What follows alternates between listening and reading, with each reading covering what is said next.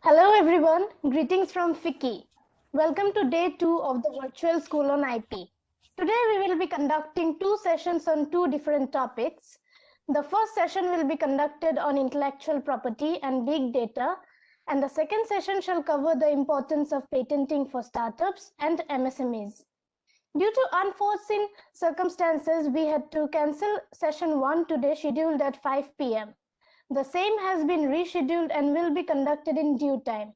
We apologize for the inconvenience caused. On behalf of FICCI, I now welcome you all to day 2, session 1 of the virtual school on IP. The topic for this session is IP and big data. Our speaker for this session is Advocate Sai Sushant, who is the CEO of Sushant IT Law Associates, an exclusive cyber law consulting firm. He is a cyber law expert and techno-legal consultant from Hyderabad. He is a law graduate and has procured his master's in cyber law and cyber security from the National Law University, Jodhpur. Mr. Sushant is one of the 45 cyber law compliance auditors in India. He has also conducted many cyber law awareness workshops at various levels, including schools, colleges, and corporates. Besides, he has mentored quite a few professionals, MNCs, and startups on cyber law and similar subjects.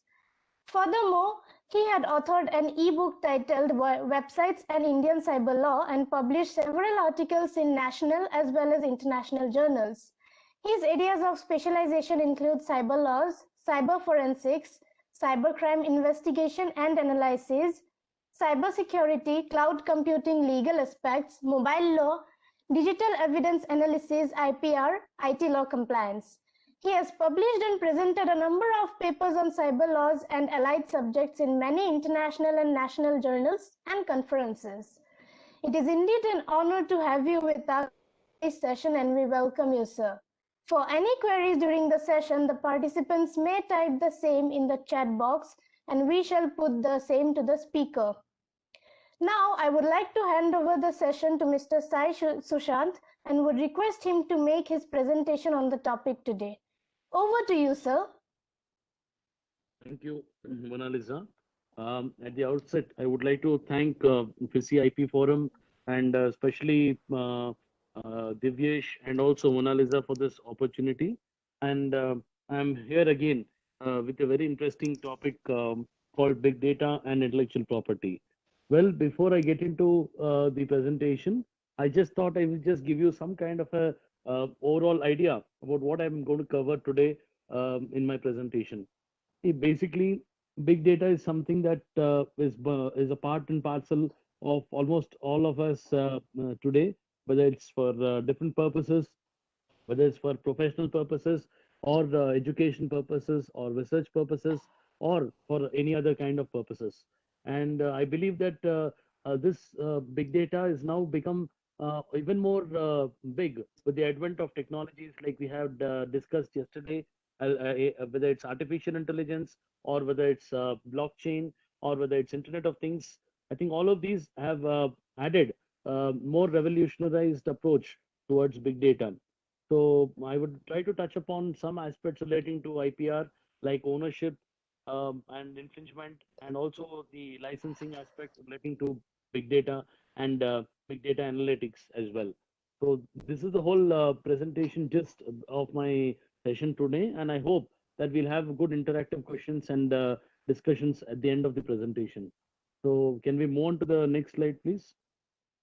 Yeah. So I thought I should just take you through what's big data. See, as the word suggests, there's going to be huge chunks of data, specifically in today's digital environment, because each and every record that has been created now through computers or mobile phone becomes an electronic record under the existing cyber laws. So what does it mean?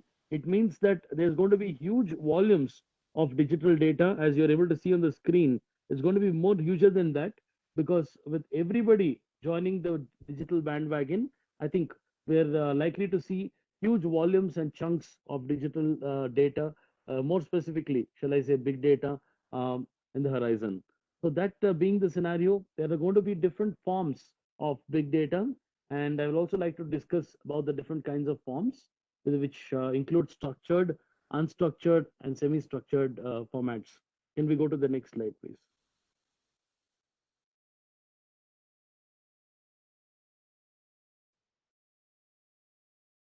Can we move to the next slide? Yeah, thank you. Now, as you're able to see on the screen, there are three kinds of formats usually when we talk about big data. Structured, as you're able to see the top image, that means there's a proper classification of data. For example, the employees table that you're able to see there, there's an employee ID mentioned, there's the name of the employee, there's a gender, department, and the salary. So all of these are organized details of a particular sector, that is of a company, which is specific to the employee's data. So this is structured in a proper manner. So therefore, we call it as structured data. Now, unstructured, the image that you're able to see with the Google search engine on, that's a classical example of unstructured data. The reason here is a combination of alphabets, numbers, and pictures and whatnot. So it's completely a different compilation. We have a combination of all of these. So typically, we call this as an unstructured data set. So the third being a technical data set, which typically is the third one, which is semi-structured, as you're able to see on the screen. It is written in some kind of a language, and we have some kind of structuring happening, but it's very, very specific to that particular language. All in the DBL format, database format. So therefore, just to give you an understanding that these are the different kinds of big data that are available today. So we have structured, we have unstructured, we have semi-structured kinds of big data that's been made available today. So it's very difficult that we actually try to classify this and then go ahead and actually determine what is the exact requirement that we actually want. So for example, let's say that today there are a lot of players who are making use of big data. Classical examples are healthcare industries, where they're making use of huge amount of clinical data relating to patients for a different kinds of purposes. For example, to understand some kind of information relating to a particular kind of health condition, or whether it's relating to any kinds of specific age group or specific kind of a blood group. I think all of these are going to involve big data, and these data has to be put in a proper manner. So definitely it has to be analyzed and then structured in a manner where the complete result is made available for any particular activity, including the purpose of actually understanding or doing some kind of a research activity with regard to the clinical data. So healthcare is one industry that's making use of it. And then we also have the education industry, like the schools, the colleges, who are actually making use of big data. And that is another classic example I can tell you where big data is used largely, because this is one paradigm that they want to understand, specifically when they want to value and come up with some understanding on whether what's the exact percentage of students who have actually qualified in this subject, what are the kinds of average percentage of marks that have been achieved by students. I think for these kinds of activities, typically, and also for other kinds of educative research, for example, how many people have opted a particular study group. I think for all these particular purposes, education industry is also by and large making use of big data. So these are some two examples I can give you broadly. There are a lot also, apart from this, there are also other agencies who are making use of big data. But primarily, I thought I should just give you some idea on the kind of big data that's been leveraged. So by and large, healthcare and education industries are some people who are actually trying to make use of it. Of course, we do have the other kinds of apps and other kinds of websites that also are now making use of big data analytics. For example, if you look at some social networking sites, they also make use of analytics, big data analytics, and they give you some average time with regard to how much of a time that a user has spent on each page or on their application, and then what is the age group of people who are actually accessing that. So there's a variety of different reasons for which big data is used. So this is also one area that's now constantly being used not just with big data, but also in conjunction with other technologies like artificial intelligence, blockchain, and IoT. The reason here is that yesterday, when we were discussing about artificial intelligence, we just thought of how the machines and machine learning can be leveraged for the purpose of problem solving is all about artificial intelligence. But just imagine the concept that we discussed yesterday, that the AI algorithms largely are data oriented. Now, when these algorithms have a lot of data sets that have been fed into them, obviously they're going to be huge chunks of data. Because in order to give some kind of a approach of recognition, let's take the example of facial recognition. Yesterday, I was just telling you about how these artificial intelligence can be leveraged for the purpose of face detection or facial recognition. So a lot of different kinds of images relating to people are fed in different kinds of layers, and ultimately using the combination of machine learning and deep learning techniques, the machine is able to actually derive and identify the particular person based on this facial characteristics. So in the same way, in this scenario, there's going to be huge amount of data that's going to be fed into the AI systems for the purpose of identifying.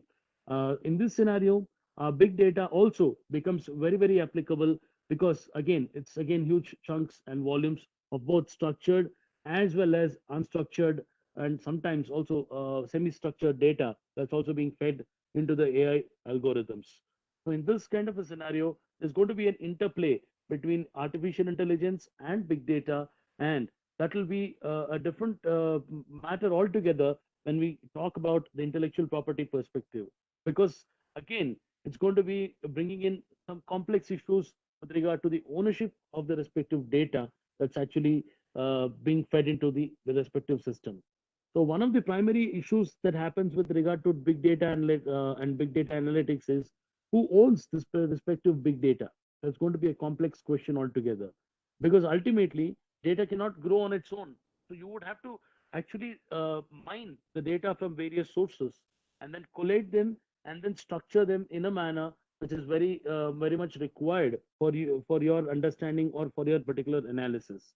So when you're trying to group this data and when you're trying to collate this data, you're obviously going to pick them up from different kinds of sources. So obviously, when you pick them from different kinds of sources, the question that will arise is, are those data subject to intellectual property protection? If so, what kind of intellectual property protection will such data actually have? So in a common sense of IP, I think one of the common areas that we'll have to focus more is on the copyright aspect. The reason is all these data and databases ultimately are subject to copyright protection. And once you have these copyright protection, it now becomes a different matter altogether when you're actually trying to pick up different kinds of data from different kinds of sources, because each and every country has its own intellectual property legal framework. So therefore, there are going to be multi-level of disputes that are likely to arise, because what IP laws are there in one jurisdiction may entirely be different from the IP laws another jurisdiction.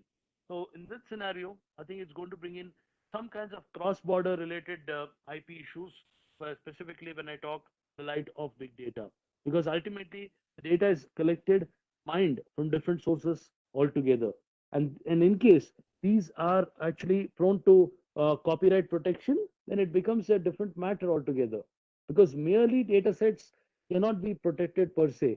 Like I told you, the ideas per se cannot be protected. The execution of the idea can be protected. So likewise, data, the arrangement of data, and the way you structure the data all matters when I talk of copyright protection. So we'll discuss about that as we go forward. But just to tell you that these are the different kinds of forms of big data that are generally made available. Can we move on to the next slide, please? Now, characteristics of big data. Big data primarily has four things, as I can see. The volume, because it's huge. The variety, because there are going to be different kinds of data that will be formed, collected, and as part of big data. So let's take the example of schools and colleges. We're going to have a huge amount of data, different kinds of data, the names of the students, the class details of the students, their parents' names, their academic records, and their classes, and their blood groups, their phone numbers, their email IDs, all of these. They're having their age group. All of these are different kinds of data. So there's going to be a variety of data when I talk of big data. And apart from that, the velocity, the veracity and velocity. The veracity is uncertainty of data. That's going to be one of the biggest characteristic, because there's going to be a lot of uncertainty with regard to the particular data. Because when you collate these data from different sources, you're likely to face some kinds of uncertainties with regard to the sources of some pieces of data. That's also going to be one of the big areas. Now, velocity, when you try to analyze a particular data flow, and that analysis also gets itself as part of big data, because all of these are different characteristics that big data possesses on a broad sense. So volume, variety, velocity, and variability, or for that matter, veracity. So these characteristics are going to be very essential, uh, essentially found in any kinds of big data. Then we go to the next slide. So this is a classical example. I thought I should just put forth for us to easily be able to understand big data analytics. Look at the kind of data. So you have huge amount of data. The volume is more. There's a very varied kind of data, and there's also going to be uncertainty because we don't have the source of each of the data points. And look, all these are sorted, they're arranged, and finally presented visually. So I think this is exactly what is the purpose behind big data analytics. When you have data like that, which is there in the first part of the image, uh, it's all supposed to filter, analyze, and structure them in such a manner that it's going to be uh, classifying the kind of data, and also give you perfect analysis on the kinds of data and the information based on that particular data. So this analysis of big data is obviously called big data analytics. So I thought I should just collate and give you a small example so that you're more aware on what exactly big data and big data analytics are. Can we move on to the next slide, please? Yeah. So I was just talking to you in the beginning that these are some areas that I would like to definitely discuss today, whether it's ownership or licensing or infringement. The reason here is that, see, when I talk about the ownership, there's going to be a lot of challenges that will pop in here. Because again, ultimately, these data are collected from various kinds of sources. So again, they're going to be subject to intellectual property protection per se. Who owns that? The ownership factor is going to be bringing in huge amount of discussions and deliberations with regard to the intellectual property laws, because ultimately uh, when you create the data from the big data that you try to analyze, ultimately will that output of big data be protected or be subject to protection under IP law? That's a very big question that props up in this discussion. The reason here is ultimately we are again broadly, like yesterday's discussion, going to discuss the fact that I'm going to create a different output altogether by analyzing this particular big data that I actually collate from different sources. So will that be actually subject to intellectual property protection? Can I go ahead and actually file copyright for that output of the big data? That's a very big question. But there are going to be lots of issues, because per se such data may not actually get itself in the ambit of literary work under the copyright law. The reason here is that whenever you have data compilation, obviously you can understand that the data which you are actually adding in terms of big data may also be subject to copyright. And if it is subject to copyright, and you have extracted the data without proper permissions or licenses, there itself is an infringement activity that has taken place. So therefore, when you copy the entire database and of some data, definitely the entire process of copying that database and putting up in your data is again going to be uh, infringing upon the originality of the said data. So again, when you start rearranging or restructuring the said data from the data that you have actually collated, it's again going to be violating some or the other kinds of originality. So therefore, copyright will bring in huge amounts of challenges for protecting such data compilations. Though yesterday I was just trying to tell you that databases can be copyright subject to copyright protection, but in this scenario, I think there's going to be huge amount of challenges per se. With regard, I think one of the major issues that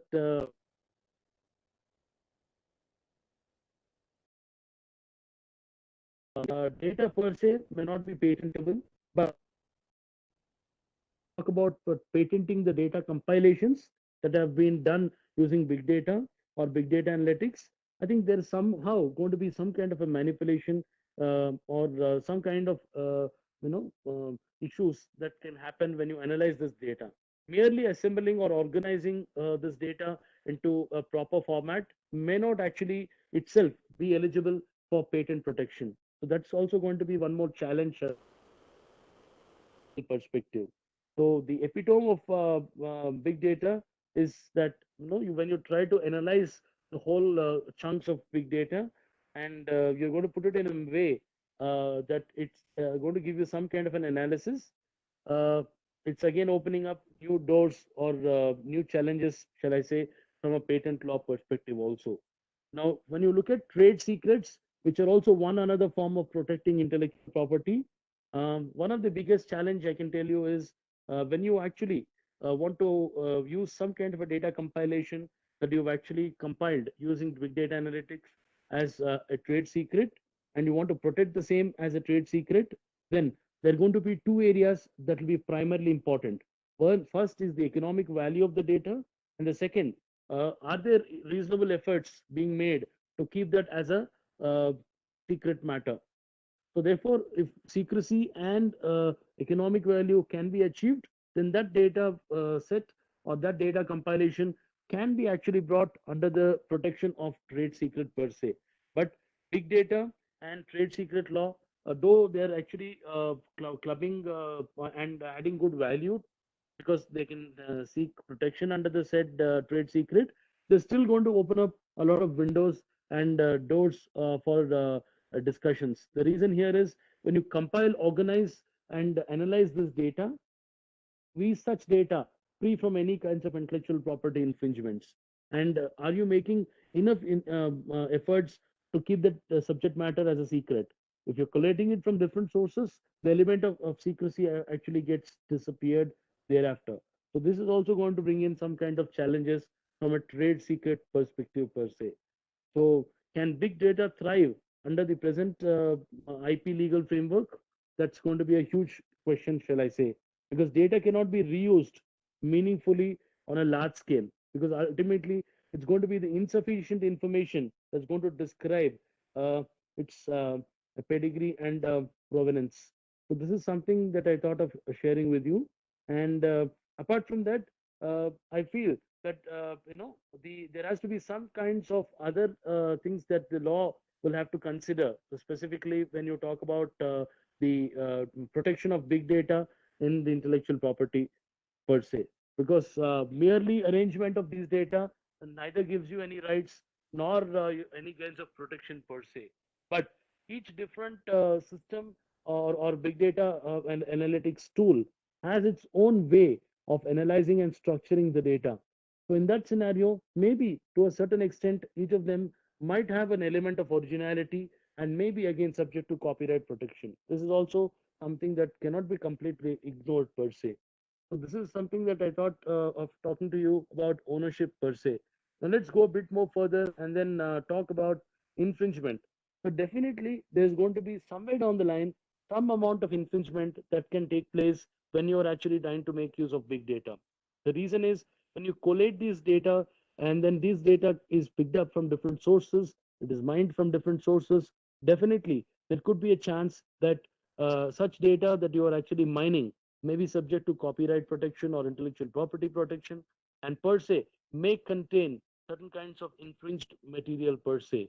So in this scenario, there's likelihood of a chance that your big data that you have actually collated through data mining from different sources is likely to contribute to infringement per se. It may be contributory, it may be strict, it may also be vicarious per se. I think end of the day, what really matters is that are we aware about the infringement activity? If you have some awareness or knowledge about such kind of infringement activity, I think still, as a user of any big data tool, I believe that you can also face some kinds of infringement initiations on yourself for the same.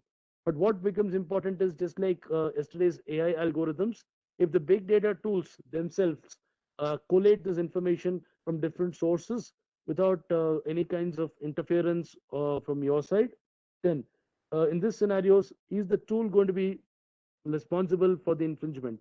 That's a very interesting question, I can tell you, from a legal perspective. So I think somewhere down the line, there's also going to be the area of infringement that is likely to pop up when you try to analyze data. More specifically, when you look at some information that's also already available in the public domain, and if that information that you're collating also belongs to someone else, then it's a different matter altogether. Today, like I told you, there are a lot of databases being available on the social media. So they may sell the databases belonging to the data of different kinds of organizations, individuals per se. This may be huge amount of data. So therefore, it's also big data in a sense. And these databases are sold today for consideration across social media. 1 crore database made available for 99 rupees. Now, in these scenarios, if you make use of such kinds of databases and then do some kinds of big data analytics, I can tell you that definitely you are in for IP related infringement. The reason is that each different source of information that is made available through this database may also be subject to intellectual property protection. And despite the fact that you have awareness and knowledge that the set is infringed material, and you go on to use that material for any kinds of analysis purpose, I think definitely infringement can be initiated upon you. But again, then there is a question of fair use. That's another interesting scenario that I would like to discuss today. Yesterday, I was just talking to you about fair use in the context of artificial intelligence. So, likewise, I believe that a fair use would have to be clearly understood in the light of big data. Because the reason here is a lot of times big data is used for analyzing, and this analysis may be just for an information purpose or for a research purpose, or maybe limited to a particular or stipulated activity. In this kind of a scenario, does analysis of big data for the purpose of research or for the purpose of education contribute to any kinds of infringement? That's also a very interesting question. Looking at the pure definition of fair use, I believe big data analytics used for any kinds of research activities can still be covered under the exception of fair use, where you can still go ahead and use infringed sorry, copyrighted material or material that is subject to copyright. So in this scenario, I think going by the broad definition, you can also use it. But if you're using your analysis of big data for a broad purpose, then there is going to be a legal trouble per se. That's also a very interesting scenario I thought of sharing with all of you. Can we just go to the next slide, please? Yeah, so this is what I was just talking to you about for copyrights, patents, and trade secrets. Next slide, please. Fair use, absolutely. This is where I was just trying to talk about previous slide. And merely sometimes we would want to just understand and gain some kind of a knowledge regarding in case I release a product tomorrow, or I release a mobile application tomorrow, I would just want to understand about the user's behavior with regard to my website or my particular application. In this scenario, I might you make use of these analytics tools to understand how many users have actually logged into my application, how much time they've spent, what is the age group, and parameters like that may be used just for the sake of understanding, or just getting some update or information regarding the usage of my particular application. does a still amount to fair use, or will I still be prosecuted for copyright violation if I make use of the said data? I think these are very important questions that we'll have to come and quickly understand and actually be aware of. Of course, when you look at the data protection perspective, it's very clear that when you make use of tools like this, if you look at the data protection laws, of course, in India we have the Personal Data Protection Bill that's in the pipeline. But you look at data protection laws like the GDPR, specifically, you're supposed to take consent from the respective users when their data is collected. You're supposed to actually disclose the purpose and then for which you're collecting the said information, and you must actually ensure that you do not use the information for any other purpose other than for what it has been collected. And also there are some rights like right to erasure, right to rectification, right to portability, right to object, right to automatic profiling. There are also these said rights that have been given to each and every data subject. Data subject is a person whose information, specifically personal information, is being collected. So in this scenario, when my school or college makes use of big data analytics for the purpose of actually come trying to do some kind of analysis or for any other kind of research activity, then essentially it also involves element of data protection. And in case I don't do that, I can still face legal consequences for non-compliance to the same. And what is required in this scenario is that I need to specifically take consent and also have specific data protection and privacy statements issued for this matter. So, in case I don't collect that consent and I somehow try to claim the ownership of that respective data, then it's going to be a different matter altogether per se. That's also another interesting area that will add per se. And more specifically, in the right of privacy, today when privacy becomes a fundamental right, I think when big data also involves certain sensitive and personal information in the line, I think it's going to be a different ball game altogether. Because I had actually written a paper a long time back, maybe about 5 to 6 years back, or even older than that, where I've gone ahead and analyzed that in case the data that is mined for the purpose of big data and or big data analytics involves any kinds of sensitive and personal information thereof, then the said service provider, the said intermediary would have to ensure legal compliance to the respective data protection laws, failing which civil criminal action can be initiated for non-compliance. But in the light of privacy, it becomes very important that in case any kind of personal information relating to individuals are part of any of these big data sets, then it's a different matter altogether. I think privacy will also have to be assuming a greater significance, and uh, in the context of big data, privacy is also going to be playing a very important role.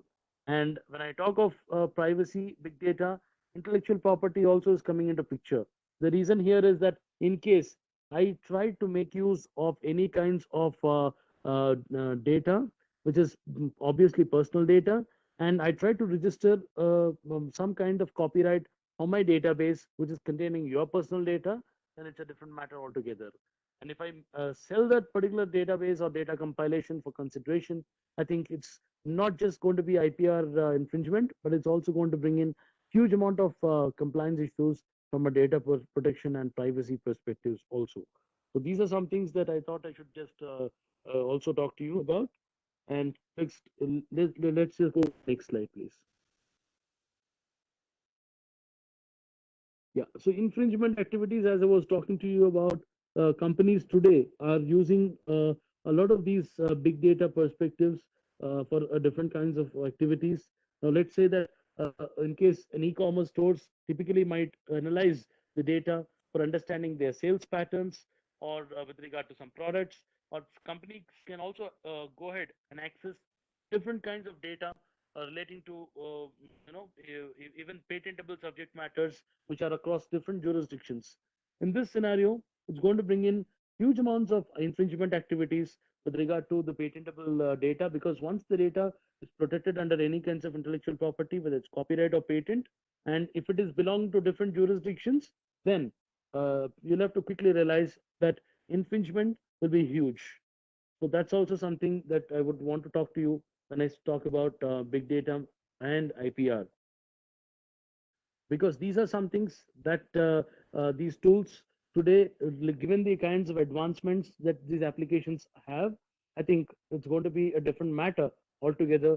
And internet, I believe, has made geography a history.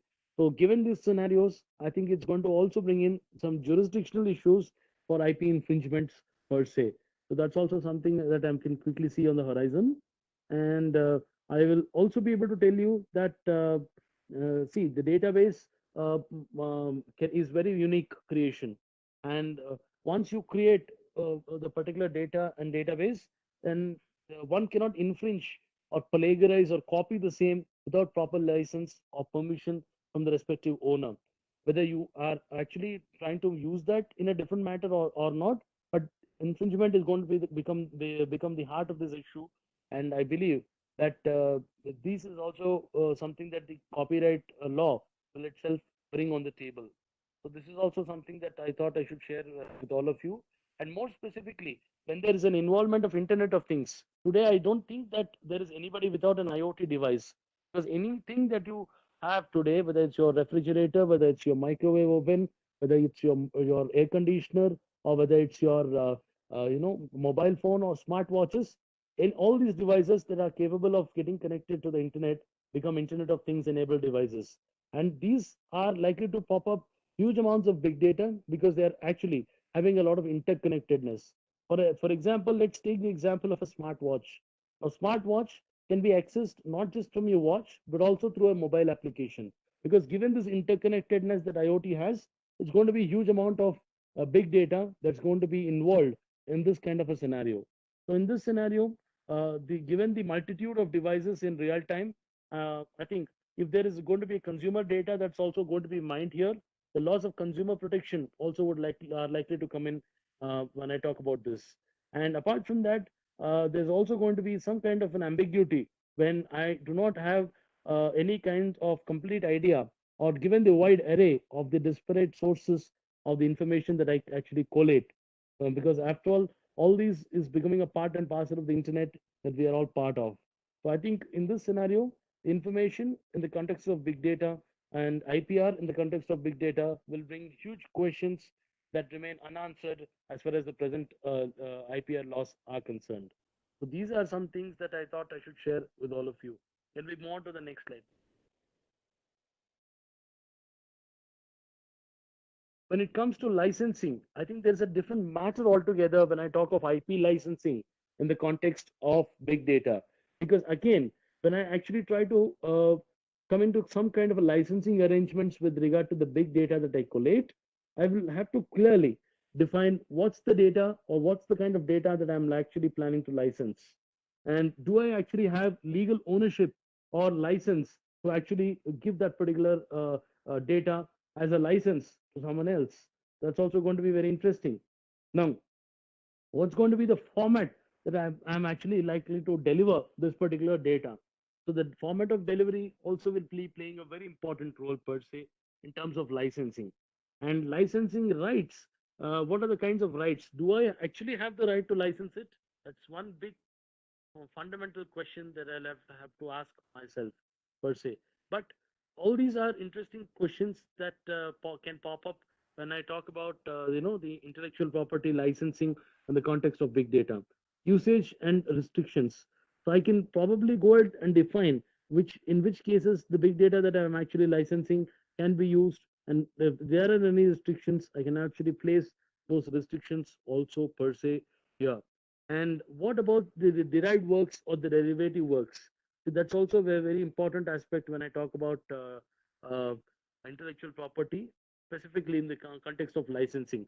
Because normally in IP protection clauses, we go on to write saying that any intellectual property that is generated out of a particular service belongs to this particular company, and any derivations or any derived works also, or any improvements also belong to the same company. So in this kind of a scenario, when I talk of big data analytics, it's going to bring in huge amount of questions regarding derivative works or derived works or improved works.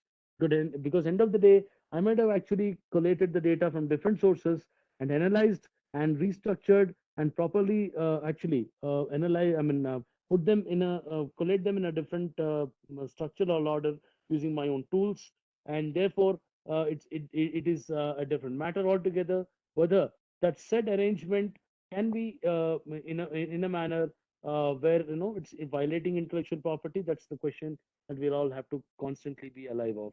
And apart from that, if I'm licensing the same to any other company, I'll have to ensure that their structuring or their usage or their kinds of collating of data from, does that also amount to any kinds of infringement activity? I think these are some questions that and ask yourself. And it has been very interesting because just a couple of days back, we happened to actually work with a client who's actually making use of data analytics for a particular kinds of project. And we actually happened to draft out their IP strategies.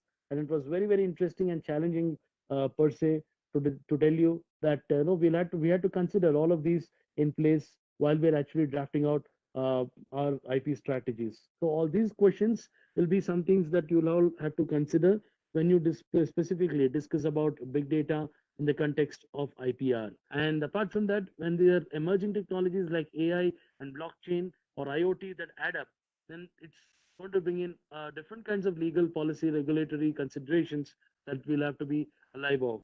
Because merely big data per se has certain kinds of limitations, but in case used and analyzed with these kinds of technologies can bring in huge advantages and can increasingly be used for other purposes as well, apart from the limited purpose that big data analytics per se has. Next slide, please.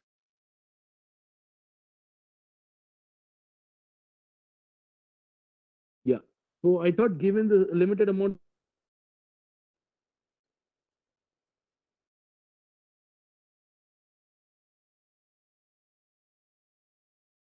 there's going to be a paradigm shift altogether when you start focusing more on the practicalities of big data and IPR. And when you look at the different kinds of libraries, including the Google Books or Google Results, I think it's a different matter because Google also sometimes contains a lot of scanned copies of certain books. So that's also again big data, and that's also likely to bring in huge amounts of legal considerations from an intellectual property perspective. So I think with this, I would like to end my presentation, and I would be more than happy to answer any of your questions, and would be more than happy to have an interactive deliberation on this subject. Thank you once again, PC, and thank you, Divyesh. Thank you, Mona Lisa, for this wonderful opportunity, and thank you, participants. It's been lovely talking to you all this evening for the second time. So I'm open to any questions.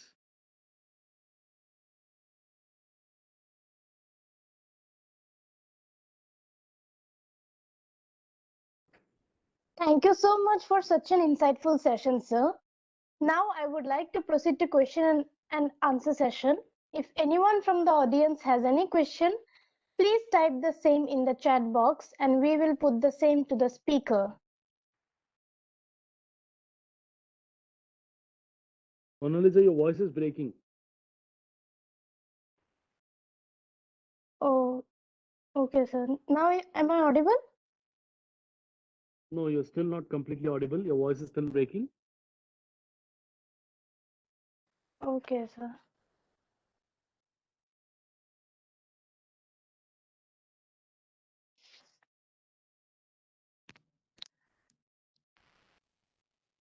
Am I audible now, sir?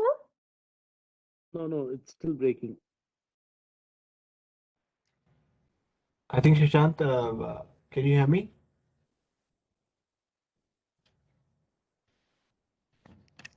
Shashant, can you hear me? I think your voice is Hello. also breaking, Divyesh. Oh, so I think there is some network issues at your side because I can hear Marisa very clearly. You can hear her clearly? Yeah, we can hear her very clearly. Okay. Let's see whether.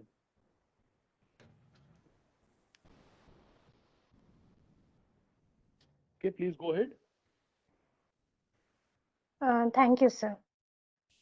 Sir, we have received a question from a participant. Okay. In context of your yesterday session and taking it forward, from what you have explained, when data is actually generated through the use of artificial intelligence, what would happen to the copyright or any other IP issues in such cases where licensed because copyright was never existing in the data that was created originally? No, I mean, I'm so sorry I was not able to hear that question completely. I think there's some issue with my network. I'm just changing my place. 1 second. Yeah. Now can you let Sure, me sir. know? Sure. Yeah. Now can you repeat the question, please? Yes, sir. Sure. In context of your yesterday session and taking it forward from what you have explained, when data is actually generated through the use of artificial intelligence, what would happen to the copyright or any other IP issues in such cases where data is actually licensed because copyright was never existing in the data that was created originally? Okay. So you're trying to tell me that originally when the data was actually licensed, there was no copyright. That's what you're trying to tell me? Sir. No, can you just, I mean, be very specific because the question is a bit confusing. Can you just, you know, once again repeat the question if you don't mind? Certainly, sir. Yeah, go ahead. So, in the Yeah. context of AI, what happens? Uh, in context of your yesterday session and taking it forward from what you have explained, when data is actually generated through the use of artificial intelligence, Yes, what when would data is happen actually to the generated from AI. yeah, What will happen to what the would happen copyright? to the copyright or any other IP issues in Mm-hmm. such cases where data is Okay. actually licensed because copyright was never existing in the data that was created originally? Okay. See, there are two parts of the question here, if I can get it right. One part of the question is what happens to the IP of the data which is generated by AI system, right? That's the primary part of the Yes, sir. question. Yes, yes. So Exactly, when sir. when when the AI system generates any kinds of output, it's going to be two kinds of ways. The first way is that when you make use of machine learning and other kinds of techniques in the AI algorithm, then the output that is generated by the AI algorithm is definitely going to be different from the original, basically. So therefore, that output that is generated by the AI algorithm can still be subject to intellectual property protection. But in case the second part of the question says that in case there is no copyright in the first instance, right? That's what you're Yes, trying sir. to say. Yes. And and Yes, and yes. uh, and in case there is no copyright given in the first instance in originally, and then what is the other part of the question? Can you repeat it once more? The second part of the question. So the question stresses upon what would happen to the copyright or any other IP in such cases where that data is actually licensed because copyright was never existing initially. See, without having any kind of an IP, how can you license it? So See, because when you have to yeah, license any particular data or any particular this one to me, I must have some kind of an IP over that, right? Otherwise, I cannot license the same, basically. Right, right. So if I right, don't sir. have any kinds of an IP in the initial phase, and if I'm not having any kind of IP relating to that particular data, how can I license it? There's no question of license that can come in. Exactly, sir. Right, right, Yeah, sir. so that's all I can tell you. Any other question? Okay, sir.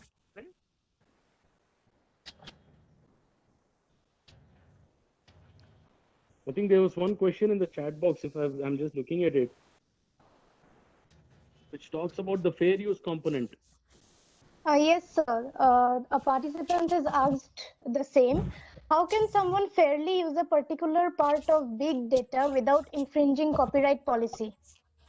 Yeah, I think when you use it for a particular purpose, like, the research activity that's already covered under the ambit of fair use, I think if you're using it for a limited purpose like education or research or public benefit, or using only part of that particular work, I think definitely you can still get covered under the fair use without violating the copyright policy. Yes, sir. Thank you so much for such an insightful session, sir. No It was issue, no wonderful problem. having you in today's session. Thank you so much. Thank you Any everyone queries for that you being have? a part of day 2, session 1 of the virtual school on IP. We now conclude this session. Thank We you shall so much, now proceed everybody. to session 2 of the day. Thank you so much, everybody. Thank you, sir.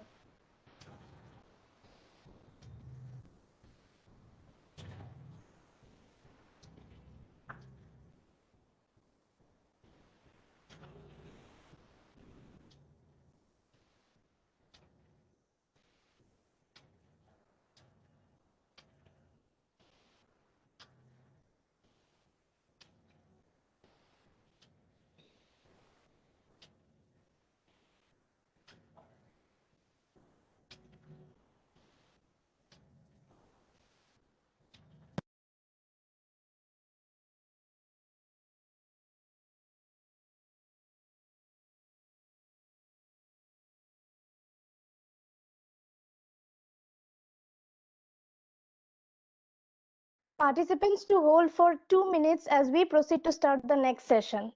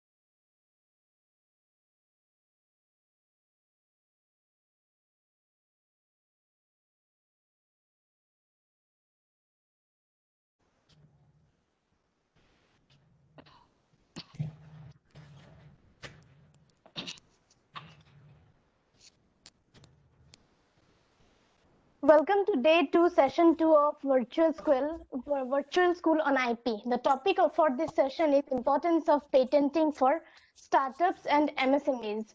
Our speaker for this session is Mrs. Pooja Kumar, who is the founder and director of Intellects LLP, established in 2017.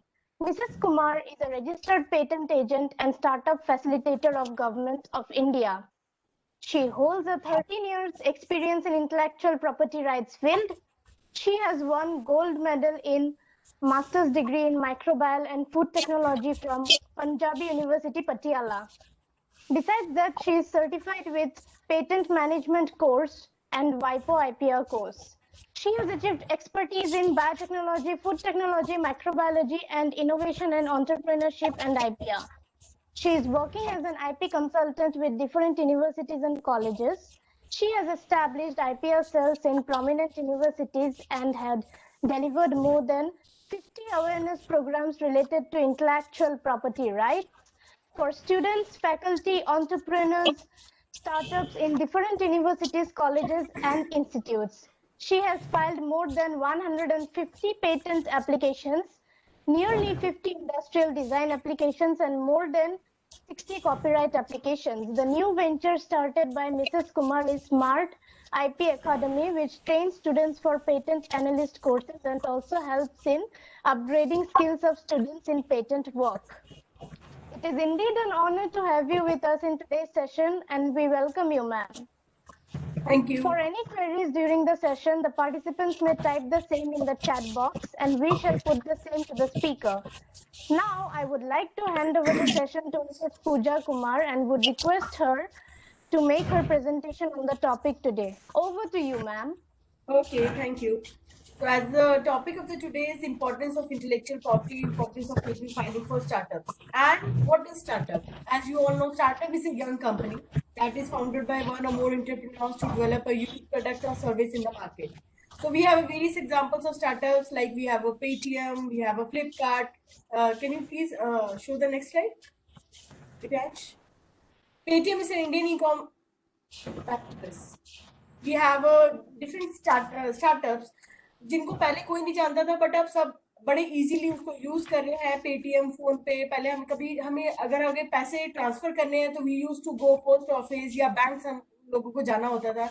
But जब demonetisation हुआ तो it's a very emerging app जो कि आज बड़ी easily अपने कहीं पे भी पैसे ट्रांसफर करने हो, not only for money transfer but we have different applications. Like अगर आपको बिल भी पे करना है तो we have option in Paytm और PhonePe. So these are the very good startups that was recognized, that was started in 2010, that was founded by Vijay Shekhar Sharma, and 2018 Paytm is a value of 10 billion and it's planning to launch its 2022. It offer online uses like mobile recharge, utility bill payments, as well as store payments, like already I said. Next slide. So we have for startups, we have a website like startupindia.gov.in.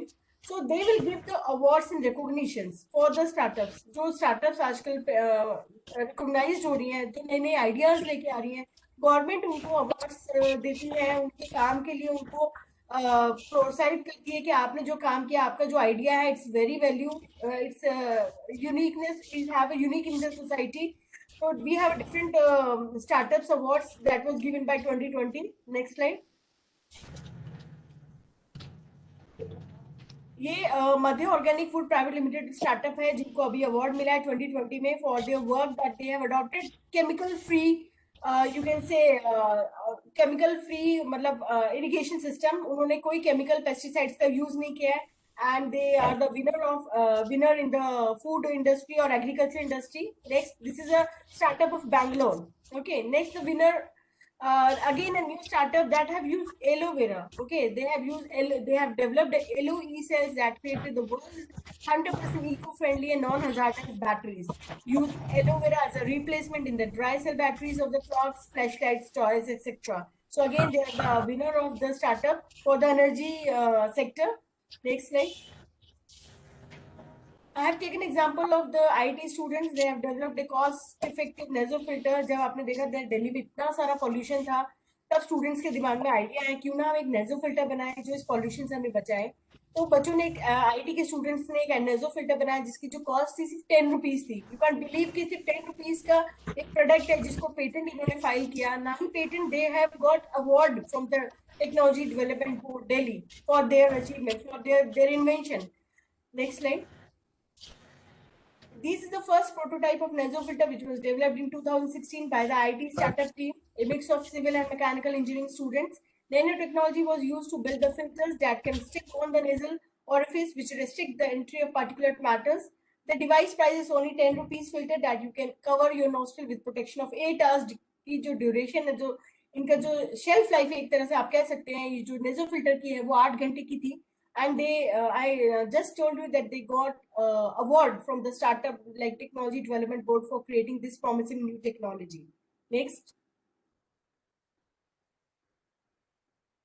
What is the criteria of startup recognition? अगर आप कोई भी आपके ideas हैं, कोई भी आप student हैं, आप चाहते हैं कि हम अपनी कंपनी को एज ए स्टार्टअप रजिस्टर करना चाहते हैं और स्टार्टअप के बेनिफिट लेना चाहते हैं, तो उसके लिए सबसे बेस्ट है कि आप www.startup.gov.in पे जाएंगे और आप अपनी कंपनी को स्टार्टअप के लिए स्टार्टअप रिकॉग्निशन के लिए अपने पहले आप रजिस्ट्रेशन करेंगे. उसके लिए जो गवर्नमेंट की जो गाइडलाइंस हैं उनका सबसे पहले क्राइटेरिया है कि जो भी स्टार्टअप है, ठीक है, वो आपकी इनकॉर्पोरेट होनी चाहिए या तो प्राइवेट लिमिटेड या registered as a partnership firm और लिमिटेड लाइबल पार्टनरशिप जैसे LLP. Turnover should not less than 100 crore. आपका जो टर्नओवर है वो 100 करोड़ से ज्यादा नहीं होना चाहिए. Entity shall be considered as startup when it is up to 10 years from the date of its incorporation. 10 years से ज्यादा आपकी कंपनी पुरानी नहीं होनी चाहिए. The startup should be working toward innovation, improvement of existing products and services, possess and should have potential to generate employment and create wealth. These are the 4 eligibility criteria if you want to recognize your company as a startup. Next DPIIT is a certificate जो आपको provide करता है department of policy industry and promotion industry internal trade. ये आपको certified करता है कि आप स्टार्टअप है। इसके जब आप इसका सर्टिफिकेट अवेल कर लेते हैं स्टार्टअप साइट से तो आप टैक्स बेनिफिट ले सकते हैं।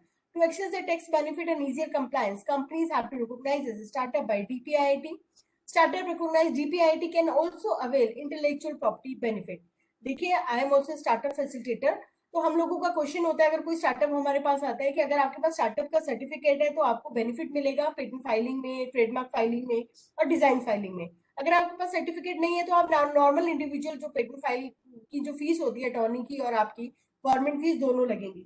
तो बेटर है कि अगर आपको लगता है कि कुछ फाइनेंशियल इश्यूज है, आप लोगों के पास इतना पैसा नहीं है जो अटॉर्नी को आप दे सकते हैं, तो आप स्टार्टअप में अपनी कंपनी को रिकॉग्नाइज कर सकते हैं। सर्टिफिकेट अवेल करने के बाद आप आईपी में भी आप उसका बेनिफिट ले सकते हैं। Next slide. This is the final certificate copy. जब भी हम पेटेंट फाइल करते हैं डीपी स्टार्टअप इन्वेंटर्स का ओके या स्टार्टअप कंपनीज का, तो हमें एक सर्टिफिकेट एविडेंस प्रूफ के लिए हमें अपलोड करना होता है ड्यूरिंग फाइलिंग। तो ये जो सर्टिफिकेट है ये आपका एविडेंस प्रूफ होता है जो कि आपको बताता है कि yes you are a certified recognise startup recognise company, जिसमें आपको एक सर्टिफिकेट जहाँ पे आपकी कंपनी का नाम होगा, डेट ऑफ रिकॉग्निशन होती है और प्लेस ऑफ इशू होता है। Next slide. Government initiative, India government ने बहुत सारे इनिशिएटिव्स लिए जिसमें स्टार्टअप्स को प्रमोट किया गया, स्टार्टअप्स को हेल्प किया गया कि फाइनेंशियली मेंटरशिप के लिए डिफरेंट डिफरेंट सिचुएशंस के लिए स्टार्टअप्स को प्रमोट करें, अगर उनकी कोई भी प्रॉब्लम है उनको सॉल्व किया जाए। तो गवर्नमेंट के इनिशिएटिव्स में जैसे आपका अटल इंक्यूबेशन सेंटर्स ओपन किए गए, निधि प्रयास हुआ। Next slide.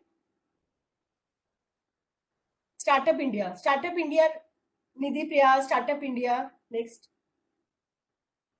Startup India Nidhi Prayas एक अम्ब्रेला प्रोग्राम था जो कि आइडियाज को नर्चर करने के लिए उन्होंने ओपन किया। ट्रेड जो है गवर्नमेंट जो रूरल एरियाज में जो लोग आपका इनोवेशन कर रहे हैं और जो आइडिया से रिलेटेड कोई काम करना चाहते हैं, ट्रेड से रिलेटेड उनकी कुछ जो वर्क है उनको इनकरेज करने के लिए, उनको इम्पावर करने के लिए ट्रेड स्कीम निकाली गवर्नमेंट ने। नेक्स्ट। स्टार्टअप विलेज, ये भी आपका 2016 में लॉन्च हुआ। ये भी विलेजेस के लिए था जो कि रूरल एरियाज, रूरल डेवलपमेंट के लिए काम करती थी। नेक्स्ट। अटल इंक्यूबेशन सेंटर्स खोले गए जो डिफरेंट ऑर्गेनाइजेशन यूनिवर्सिटीज में खोले जाते हैं, जो कि आपका जो स्कीम है that scheme is being implemented by NITI Aayog. This incubation centres का फायदा क्या है? ये इंक्यूबेशन सेंटर्स आपको मेंटरिंग करते हैं, आपको इंक्यूबेट करते हैं, आपकी इनोवेशन टेक्नोलॉजी स्टार्टअप्स को जो भी आपको हेल्प चाहिए उसमें आपको पूरी हेल्प करते हैं। ठीक है। और फंडिंग में भी हेल्प करते हैं कि अगर आपकी जो डिफरेंट सीड फंडिंग्स होती हैं उसमें भी अटल इंक्यूबेशन सेंटर के थ्रू अगर आप इंक्यूबेट होते हैं, अपनी कंपनी को रजिस्टर करते हैं, तो आप इनसे हेल्प ले सकते हैं। Next. Why intellectual property is important for startup, जैसे कि टॉपिक है लेक्चर का कि role of IPR in startups, importance of IPR in startups, why IP is important for startups. Next slide. See, what is intellectual property? Intellectual property, you know, it's a creation of human mind. Creation of human mind मतलब different different ideas जो आपके दिमाग में आ रहे हैं। आजकल की youth के, आजकल की यंग जनरेशन के बहुत डिफरेंट आइडियाज है। आइडियाज का मतलब डिफरेंट प्रॉब्लम का आपने एक नया सॉल्यूशन निकाला है। वो जो प्रॉब्लम है उसका जो नया सॉल्यूशन आप निकाल रहे हैं, आप चाहते हैं कि इन आइडियाज पे आप ही का हक है, आप ही की क्रिएटिविटी है, तो मैं क्यों चाहूँ कि कोई और इसको अपने नाम से फाइल करे? क्यों ना इन आइडियाज को हम प्रोटेक्ट करें? तो इन आइडियाज को जो प्रोटेक्शन है, we have intellectual property. Intellectual property आपको बताता है कि आप कैसे अपने आइडियाज को प्रोटेक्ट कर सकते हैं डिफरेंट फॉर्म्स में, चाहे वो पेटेंट हो, चाहे वो ट्रेडमार्क हो, चाहे वो कॉपीराइट हो, चाहे वो डिजाइन हो। Rights given to the person over the creation of mind. It can be any process, it can be any composition, it can be any app, it can be any apparatus or device. कोई भी information, ठीक है, चाहे वो application है, चाहे वो कोई डिवाइस है, चाहे वो कोई प्रोसेस है, आप सबको डिफरेंट डिफरेंट फॉर्म्स की इंटेलेक्चुअल प्रॉपर्टी में प्रोटेक्ट कर सकते हैं। Owner can prevent unauthorised use. Importance क्या है कि जब आप एक इंटेलेक्चुअल प्रॉपर्टी पे अपने राइट्स प्रोटेक्ट कर लेते हैं, आप दूसरे पर्सन को बता रहे हैं कि आप मेरी बिना परमिशन के मेरी इंटेलेक्चुअल प्रॉपर्टी को यूज नहीं करेंगे, और अगर आप ऐसा करते हैं तो आप उसको लीगली सू कर सकते हैं। That is why intellectual property have their own value, that is why they have the economic value next in the society. Now, how benefit of IPR for the startups? Like startup, I already said, this startup is a young company जिसके पास पैसों की इतना पैसा नहीं होता है कि वो एक अगर मैं एक बात करती हूँ कि अगर उसको यूएस में, चाइना में और डिफरेंट कंट्रीज में पेटेंट फाइल करना है तो वो जाए। बट हमारे इंडिया में स्टार्टअप के लिए मोदी जी ने स्टार्टअप इंडिया इनिशिएटिव उठाया, जिसमें आप स्टार्टअप्स को इनकरेज कर रहे हैं कि अगर उनके कुछ आइडियाज हैं, हम उनको अवार्ड्स भी देते हैं, हम उनको फंड भी प्रोवाइड करेंगे, हम उनकी पूरी हेल्प करेंगे। तो उसी माइंडसेट को देखते हुए स्टार्टअप फैसिलिटेटर्स अपॉइंट किए गवर्नमेंट ऑफ इंडिया ने, जिसके थ्रू आप अपने पेटेंट, ट्रेडमार्क और डिजाइन को प्रोटेक्ट कर सकते हैं। इनकरेज कर रहा है, जो बेनिफिट है आईपीआर का स्टार्टअप्स के, इनकरेज करते हैं पेटेंट फाइलिंग्स के लिए। Government has amended in rules 2003 and अभी गवर्नमेंट एक नया रूल अभी अभी फाइनली हुआ नहीं है, जिसमें वो यूनिवर्सिटीज को भी आप एक्सपेडाइट प्रोसेस के लिए वो डाल रहे हैं कि अगर कोई गवर्नमेंट सेंट्रल और स्टेट यूनिवर्सिटीज हैं और वो अगर एक्सपेडाइट प्रोसेस के लिए जाना चाहती है तो वो भी उसमें जा सकती है अंडर। और स्टार्टअप्स का आपका बेनिफिट क्या है कि अगर एक नॉर्मल पर्सन की मैं बात करती हूँ और एक स्टार्टअप की मैं बात करती हूँ, तो स्टार्टअप्स को ये बेनिफिट दिया जाता है पेटेंट फाइलिंग में कि वो एक्सपेडाइट प्रोसेस करके अपना पेटेंट जल्दी से जल्दी ग्रांट की तरफ लेके जा सकता है। हमारी खुद की कंपनी के ऐसे कुछ स्टार्टअप्स थे जो मैंने 2018 और 19 में फाइल किए थे, जिनके एक साल के अंदर अंदर पेटेंट ग्रांट हो गए। And not only patent, we have also some startup जिनके ट्रेडमार्क भी 6-6 महीने में ग्रांट हो गए हैं। So very good benefit for the startup by going in early publication or expedite process. They will avail the certificate of grant of patents. Not only filing, but they get the grant of the patents. The government reimburse next.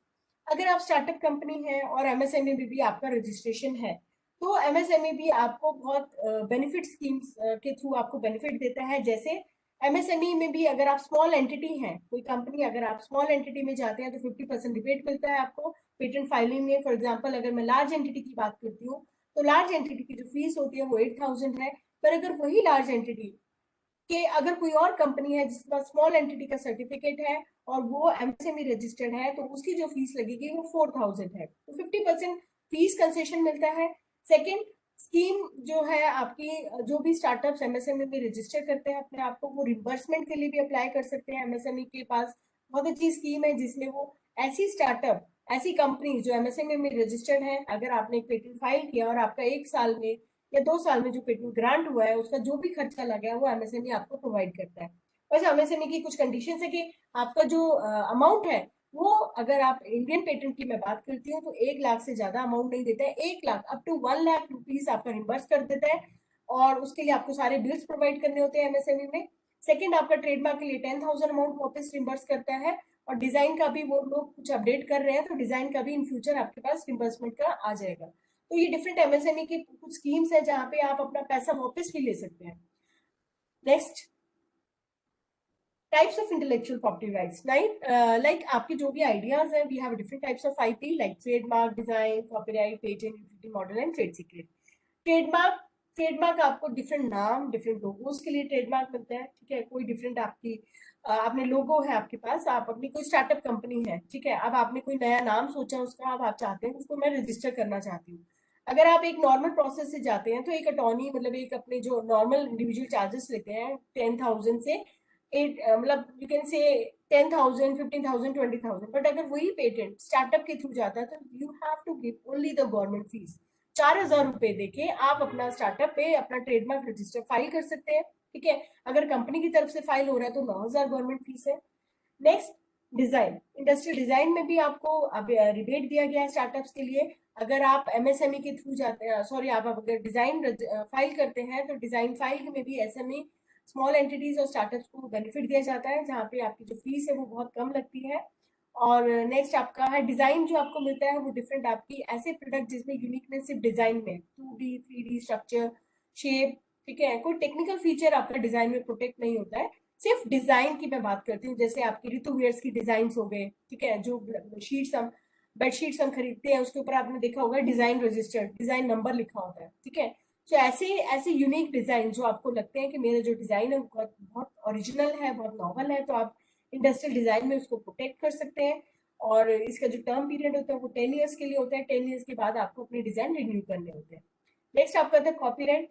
Copyright आपको मिलता है literary, artistic, dramatic, musical, cinematographic work के लिए। Different different categories हैं copyright की।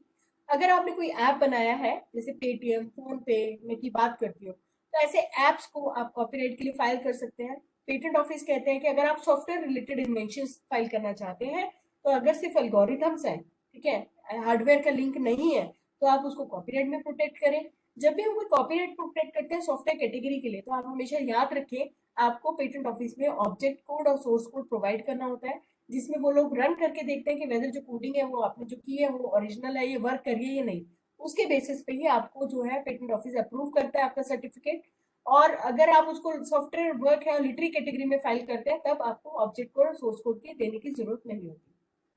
Next आपका copyright नहीं सिर्फ एप्स को, आप बुक्स के ऊपर कॉपीराइट ले सकते हैं, आप कोई कंटेंट आपने लिखा है उसके ऊपर कॉपीराइट ले सकते हैं, आप रिसर्च वर्क, जो भी रिसर्च वर्क है, अगर आपको लगता है कि स्टडी है, कोई इन्वेंशन नहीं है, कोई टेक्नोलॉजी नहीं है, बट स्टडी है, स्टडी के रिजल्ट्स अच्छे हैं, आप चाहते हैं कि जो आपने जो पेपर लिखा है वो आपका खुद का ओरिजिनल वर्क है, तो आप उस कंटेंट को भी कॉपीराइट में प्रोटेक्ट कर सकते हैं।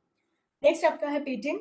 पेटेंट के बारे में मैं आपको डिटेल में आगे बताऊंगी। यूटिलिटी मॉडल जो है इनोवेशंस होते हैं, जो टेक्निकल इन्वेंशंस होती हैं but for a shorter period of time. जैसे इनका जो टाइम पीरियड होता है, जैसे 8 साल, मतलब कम पीरियड होता है कंपेयर टू पेटेंट जो कि 20 ईयर्स के लिए वैलिड होते हैं। नेक्स्ट आपका आता है ट्रेड सीक्रेट। ट्रेड सीक्रेट आपकी वैल्यूबल इंफॉर्मेशन को प्रोटेक्ट करता है, जैसे कोई रेसिपीज हो गई, मार्केटिंग स्ट्रेटेजीज हो गई, फाइनेंशियल स्ट्रेटेजीज हो गई। आप नहीं चाहते कि हम इसको पेटेंट करें, बट आप ट्रेड सीक्रेट में एक एनडीए एग्रीमेंट फाइल कर सकते हैं, एक एग्रीमेंट कर सकते हैं दो पार्टीज के बीच में, जिसमें आप बताते हैं कि भाई मेरा ट्रेड सीक्रेट है आपके साथ, आप मेरी इन्फॉर्मेशन किसी को नहीं डिस्क्लोज करेंगे। मतलब अगर आपने अपना बिजनेस स्ट्रैटेजी किसी को बताई है, किसी सेकंड पार्टी को, तो उससे बेटर है कि आप पहले उसे एग्रीमेंट साइन करें, उसके बाद ही फिर आप अपना फॉर्मूला ट्रेड सीक्रेट किसी को दे। इसका सबसे बेस्ट एग्जांपल है कोक फॉर्मूला, जो कि आज तक हमको नहीं पता। Next example of Adiatek, I have taken example of Adiatek. Adiatek एक पेटेंटेड स्मार्ट पिल बॉटल है जिसमें डिफरेंट इंटेलेक्चुअल प्रॉपर्टी का यूज हुआ है। अगर मैं इसकी टेक्नोलॉजी की बात करती हूँ, इस बॉटल की खासियत क्या है कि इस पिल बॉटल में सेंसर लगे हैं जो कि आपको मेजर करते हैं आपकी हर डोज को, जो भी बॉटल के अंदर जितनी भी टैबलेट्स हैं, अगर पेशेंट ने एक भी डोज को मिस कर दिया तो व्हाट हैपन। तो बॉटल आपको एक सेंसर है, उसके अंदर एक बजर सिस्टम है जो कि केयर गिवर्स और फैमिली मेंबर्स को देता है कि भाई इनकी दवाई का टाइम हो गया, या इन्होंने अपनी डोज मिस कर दिया, तो प्लीज इनको दवाई प्रोवाइड करें। तो ये इनकी पेटेंटेड टेक्नोलॉजी है एडियाटेक कंपनी की।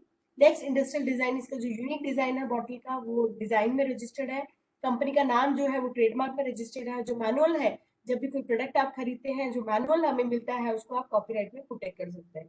तो आप देखिए, हाँ, एक प्रोडक्ट के अंदर we have a different types of intellectual property. तो सेम वे में जो भी आप स्टार्टअप्स हैं, जो भी आपके आइडियाज आते हैं, ऐसा नहीं है कि आप उसको उसी पेटेंट के लिए लेके जा सकते हैं। अगर आपको लगता है कि आप उसका ट्रेडमार्क भी यूनिक है, लोगो भी करवाना चाहते हैं, और आइडिया भी आपका नॉवल है, तो आप पेटेंट के साथ साथ ट्रेडमार्क और कॉपीराइट भी फाइल कर सकते हैं। Next slide. Role of IPR in startups. When startup patents its idea, what is the importance of startups file a patent? When startup patents its idea, valuation increases. आपने देखा होगा investors भी तब आपको पिच करते हैं, पहले वो देखते हैं कि अगर स्टार्टअप है, आपने पेटेंट फाइल किया है या नहीं किया। अगर आपने पेटेंट जैसे ही फाइल किया तो उनको भी लगता है कि आपकी जो आइडिया की जो वैल्यूएशन है वो इंक्रीज हो गई है। So it is likely to attract more investors. This is because investors are more likely to acquire a startup whose intellectual properties are protected. IPR allows startup that had developed an innovative device to compete effectively against large companies after patenting its invention.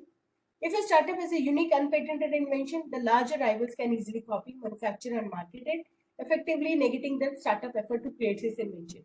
So better है कि आप पहले अपनी चीजों को publicity ना करें। Better है कि अगर आपको लगता है कि आपका जो आइडिया है वो यूनिक है, have commercial value, social cause के लिए भी है, तो आप बेटर है कि पहले उसको पेटेंट करें, उसके बाद ही डिस्क्लोज करें। हम लोग क्या करते हैं as a researcher, as a inventor, हम लोग सबसे बड़ी बेवकूफी कर देते हैं कि हम अपने आइडिया को, अपने वर्क को पहले ही पब्लिश कर देते हैं।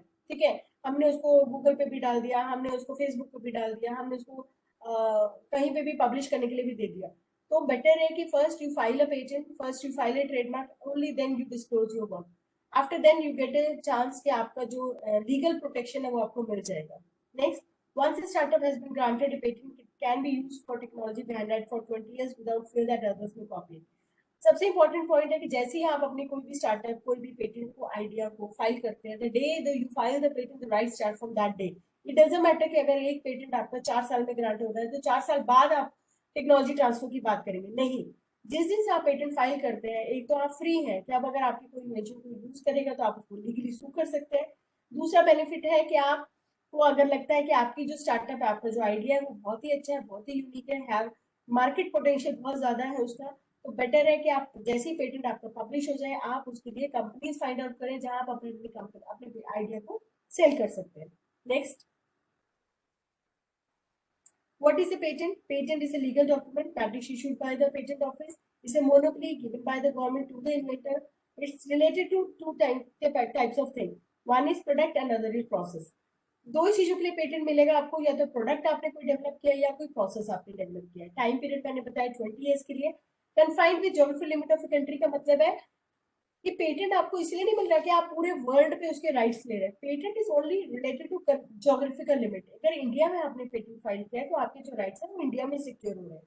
उसी पेटेंट को अगर आप डिफरेंट कंट्रीज में फाइल करना चाहते हैं तो आप पीसीडी रूट और कन्वेंशन कंट्री के थ्रू जा सकते हैं। उसके टाइम लिमिट सबसे इंपॉर्टेंट है। जब भी आपको ऐसा लगता है कि आप अपने पेटेंट को अब्रॉड अदर कंट्रीज में फाइल करना चाहते हैं, तो आप एक चीज का हमेशा याद रखें कि आपको जो टाइम पीरियड है बेसिक एप्लीकेशन, जब भी आप इंडिया में फाइल करेंगे विद इन 12 मंथ्स आप डिफरेंट कंट्रीज में अपने पेटेंट को फाइल कर सकते हैं। सेकंड ऑप्शन है, अगर आप एप्लीकेशन की बात करते हैं, सॉफ्टवेयर ऐप की बात करते हैं, अगर आपको लगता है कि इसका पोटेंशियल इंडिया में, तो मैं कॉपीराइट के थ्रू फाइल कर सकता हूँ, बट मैं चाहता हूँ कि इसको मैं यूएस में इसको डायरेक्टली मैं पेटेंट फाइल करूँ, क्योंकि इंडिया में ऐप जो है पेटेंटेबल नहीं है।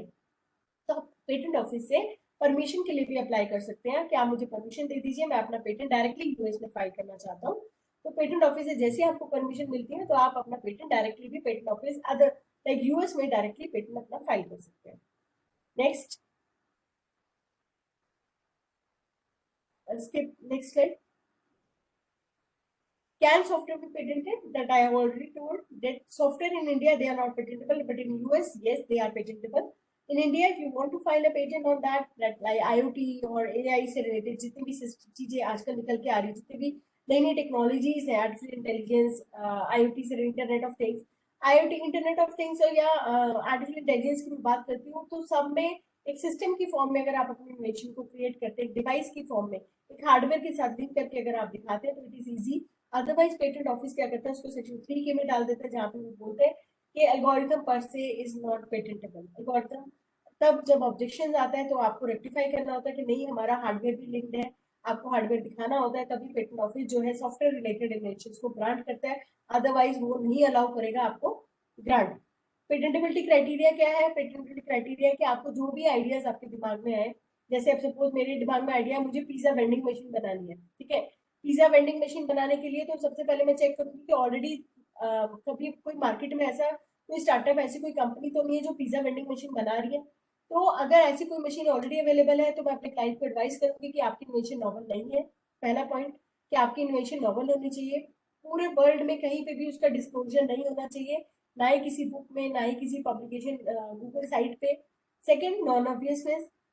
वेंडिंग मशीन बहुत सारी है, ठीक है, जैसे वाटर वेंडिंग मशीन है, या फिर एटीएम से हम पैसे भी निकाल रहे हैं, और कॉफी वेंडिंग मशीन है, बट आपको प्रूव करना होगा कि आपकी मशीन में इन्वेंटिव स्टेप क्या है, ऑलरेडी जो नोन मशीन है उसकी आपकी मशीन में क्या फर्क है, टेक्नोलॉजी एनहांसमेंट, टेक्निकल एडवांस आपको प्रूव करना होगा, आपको अपनी इन्वेंशन नॉन ऑब्वियस प्रूव करनी होगी, तभी पेटेंट ऑफिस आपको इन्वेंशन ग्रांट करेगा। थर्ड क्राइटेरिया है इंडस्ट्रियल एप्लीकेशन, आपकी कमर्शियल वायबिलिटी होनी चाहिए, जो भी आप पेटेंट पे आइडिया लेने जा रहे हैं उसकी कमर्शियल वैल्यू होनी चाहिए, तभी आपको पेटेंट ऑफिस ग्रांट करेगा। Next slide. This is very good example of folding portable iron. हमने क्या किया, हमने एक प्रॉब्लम का सॉल्यूशन निकाला कि अभी जो प्रेस हम घर पे यूज करते हैं वो बहुत ह्यूज साइज प्रेस होती है, जिसको ट्रैवल कहीं पे लेके जाना बड़ा मुश्किल है। और अगर आप ऐसी आपके दिमाग में एक आइडिया है क्यों ना हम एक कॉम्पैक्ट साइज एक छोटी सी प्रेस बनाए जो कि हम अपने सूटकेस में लेके जा सकते हैं, तो हमने एक आइडिया को कन्वर्ट किया कॉम्पैक्ट साइज में, light weight, just of 0.81 pound. It has a flat design that affords and about the size of the palm की साइज का डिजाइन है। और इस आयरन को सिर्फ ना ही पेटेंट के लिए बट डिजाइनिंग के लिए भी प्रोटेक्ट किया गया। Okay, this uniqueness of the design, so जो कि इजिली कॉलर्स और जो भी कफ्स होते हैं उनके इजिली ये प्रेस कर सकती है। Next slide. Types of patent application, India में जो भी पेटेंट फाइल करते हैं वो ऑर्डिनरी पेटेंट एप्लीकेशन है। जैसे मैंने आपको बताया, अगर आप बाहर कंट्री में पेटेंट फाइल करना चाहते हैं तो आप पीसीडी रूट और कन्वेंशन रूट के थ्रू जा सकते हैं, जिसमें 12 मंथ्स का time period, that is very important, या फिर डायरेक्टली भी आप वाइपो में अपनी एप्लीकेशन को फाइल कर सकते हैं। Next slide.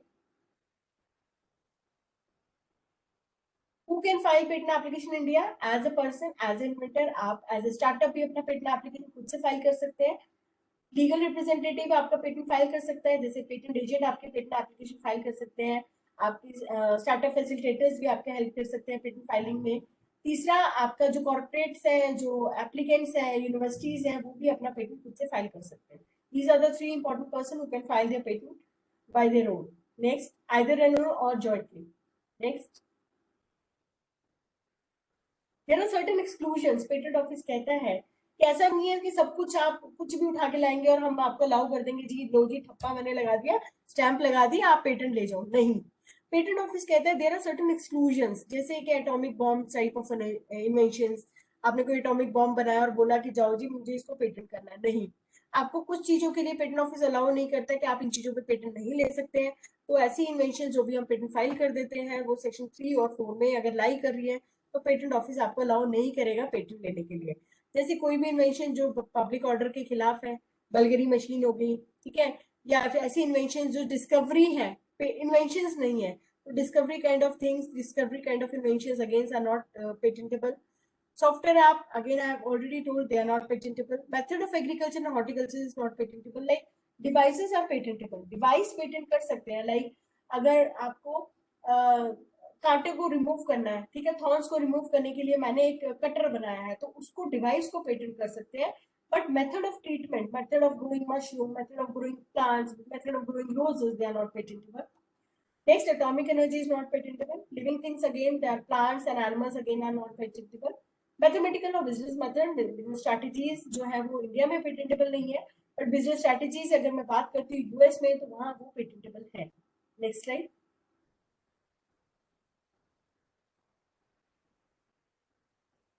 डॉक्यूमेंट्स क्या क्या चाहिए जब आप एक पेटेंट फाइल करते हैं? देखिए, अगर आप नॉर्मल प्रोसेस है, नॉर्मल जो पेटेंट फाइल करते हैं फॉर्म 1, फॉर्म 2, फॉर्म 3, फॉर्म 26 अगर पावर ऑफ अटॉर्नी चाहिए पेटेंट एजेंट फाइल कर रहे हैं. बट अगर आप एक स्टार्टअप है तो स्टार्टअप में आपके दो डिफरेंट रिक्वायरमेंट्स रह जाती है. फॉर्म 28 मैंडेटरी है जब भी आप स्टार्टअप के थ्रू पेटेंट फाइल करेंगे, और आपको एक एविडेंस जो डीपीआईटी से मैंने जो शुरू में बताया, जो स्टार्टअप की साइट पे जाके आप अवेल करते हैं, वो डीपीआईटी का सर्टिफिकेट आपको अपलोड करना होता है जब आप स्टार्टअप के थ्रू अपना एक पेटेंट फाइल करते हैं. Next slide. Type of specification, कोई भी आइडिया अगर सिर्फ आइडिया है, अभी आपने उसको कंप्लीट नहीं कन्वर्ट किया है, तो आप प्रोविजनल स्पेसिफिकेशन के थ्रू फाइल कर सकते हैं. जैसे ही आपको लगता है कि आपका आइडिया फाइल हो गया है, आप उसको विद इन 12 मंथ्स का आपको टाइम मिलता है उसको कंप्लीट करने का, और आप उसे फुल्ली डिस्क्राइब करके, जैसे हम पेपर के फॉर्म में अपने सारे रिजल्ट, आपके रिजल्ट, सारे डायग्राम्स, पूरा डिटेल डिस्क्रिप्शन उस डिवाइस का फुल्ली डिस्क्राइब करके आप उसको पे कन्वर्ट करते हैं विद इन 1 ईयर. तो दूसरा कंडीशन है कि अगर बाय चांस प्रोविजनल जो पेटेंट फाइल किया था आप विद इन 12 मंथ्स उसको कंप्लीट नहीं कर पाते, तो आप अपने पेटेंट का एक्सटेंशन भी ले सकते हैं, जिसमें आपको 6 महीने का टाइम मिलता है. और पोस्ट डेटिंग के थ्रू आपको, और पोस्ट डेटिंग का कोई फॉर्म नहीं होता है, बट आपको एक एप्लीकेशन पेटेंट ऑफिस में फिल करनी होती है कि आप अपनी एप्लीकेशन को पोस्ट डेट कराना चाहते हैं. तो पोस्ट डेट के थ्रू आपको 6 महीने का और एक्सटेंशन मिल जाता है, पर 6 महीने से ज्यादा आपको एक्सटेंशन नहीं मिलता. Next slide. Publication of patent, जैसे मैंने बताया स्टार्टअप्स को बेनिफिट अवेल कर सकते हैं, जैसे अर्ली पब्लिकेशन के लिए भी जा सकते हैं, एक्सपेडाइट के लिए भी जा सकते हैं. तो अगर आप as a inventor, as a startup है, आपको लगता है कि मुझे जल्दी अपना पेटेंट चाहिए, तो आप अर्ली पब्लिकेशन शुरू में भी फाइल कर सकते हैं, जिसकी जो फीस है वो 2500 रुपये है नॉर्मल इंडिविजुअल की, और अगर कोई कंपनी उसको फाइल करती है तो 12,500 रुपये फीस लगती है. पब्लिकेशन ऑफ पेटेंट का फायदा क्या है? अर्ली पब्लिकेशन फाइल करने से फायदा क्या है? आपका जो पेटेंट है वो 1 महीने में पब्लिश हो जाता है, अदरवाइज एक पेटेंट को पब्लिश होने में 18 महीने लगते हैं. So that is a more benefit of filing a form 9 through early publication. Next slide. Request for examination, normal request for examination के लिए फॉर्म 18 है आपका, जिसकी 4000 फीस है. बट वही पेटेंट अगर आप स्टार्टअप के थ्रू जा रहे हैं तो आप फॉर्म 18A के थ्रू आप एक्सपेडाइट कर सकते हैं अपने पेटेंट को. Next slide. Who can file a request for expedite examination? अब क्वेश्चन आता है कि कौन कौन फाइल कर सकता है. स्टार्टअप भी फाइल कर सकती है, ठीक है, और अगर आप पीसीटी रूट के थ्रू जा रहे हैं और इंडिया आपने एज सर्चिंग अथॉरिटी चूज करी थी, वो क्लाइंट्स भी उसको फाइल कर सकते हैं एक्सपेडाइट के लिए. स्मॉल एंटिटी भी एक्सपेडाइट के लिए जा सकती है. वुमेन एप्लीकेंट, सबसे इंपॉर्टेंट है वुमेन एप्लीकेंट. अगर आपने पेटेंट फाइल किया और आपके एप्लीकेंट में एक मेल के साथ साथ एक वुमेन भी है तो वो भी उसका फायदा उठा सकती है और एक्सपेडाइट एग्जामिनेशन के लिए जा सकती है। एक्सपेडाइट एग्जामिनेशन का जो फॉर्म होता है वो 18A होता है और इसकी जो फीस होती है वो नॉर्मल इंडिविजुअल की फीस होती है 8,000 रुपीज है। Next slide.